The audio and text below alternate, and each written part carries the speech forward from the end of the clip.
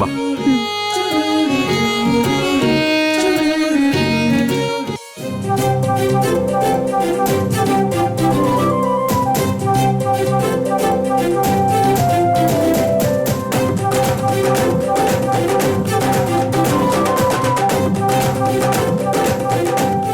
நர்மதா கிட்ட சொல்லிடலான்னு மனசு தைரியமா சொல்லுது.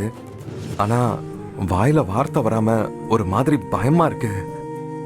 இதத்தான் காதலின் அவஸ்தை எதிரிக்கும் வேண்டாம்னு சொல்லிருக்காங்க போல இருக்கு.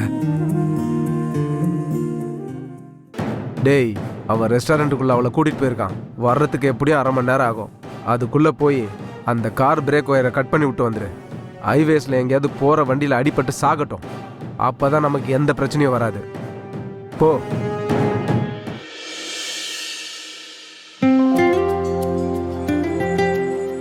அம்மா, என்கிட்ட ஏதோ சொல்லணும்னு சொன்னீங்க, என்ன? நர்மதாவே கேக்குறா, சொல்லிடுறா கதிரு. 10 பேரை ஒரே நேரத்துல அடிக்க சொன்னா கூட அடிச்சிருவேன். ஆனா உன் கண்ணை பார்த்தாதான் உன்னை லவ் பண்றேன்னு சொல்ல நினைக்கிறது கூட முடியல. சொல்லுங்க கதிர்.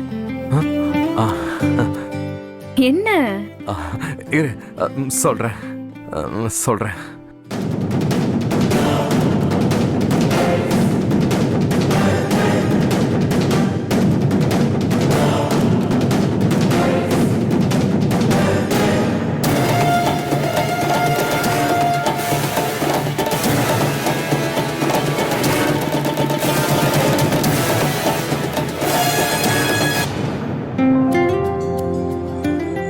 சொல்லுங்க கதிர். அது வந்து நான் சார், ஆர்டர் ப்ளீஸ்.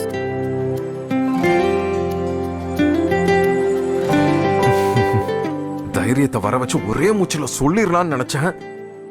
சரியான நேரத்துல தப்பா வந்து தொலைச்சிட்டானே. நர்மதா, நீ என்ன சாப்பிடுற? எனக்கு ஒரு சாத்துக்குடி ஜூஸ். எனக்கும் அதுதான். இல்ல, எனக்கு ஒரு ஆப்பிள் ஜூஸ் கொடுங்க. அப்ப எனக்கும் ஆப்பிள் ஜூஸே கொண்டு வாங்க. கதிர், உங்களுக்கு என்ன வேணுமோ அதை சொல்லிக்கோங்க. இல்ல, நீ சொல்றதே எனக்கு போதும்.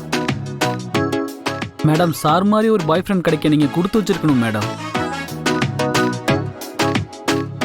உங்களுக்கு எது பிடிக்குதோ சாருக்கும் அதுவே ஓகேன்னு சொல்றாங்க மேடம். மேடம், சார் உங்களை தாண்டி வேற எதையும் யோசிக்க மாட்டாங்க போல மேடம்.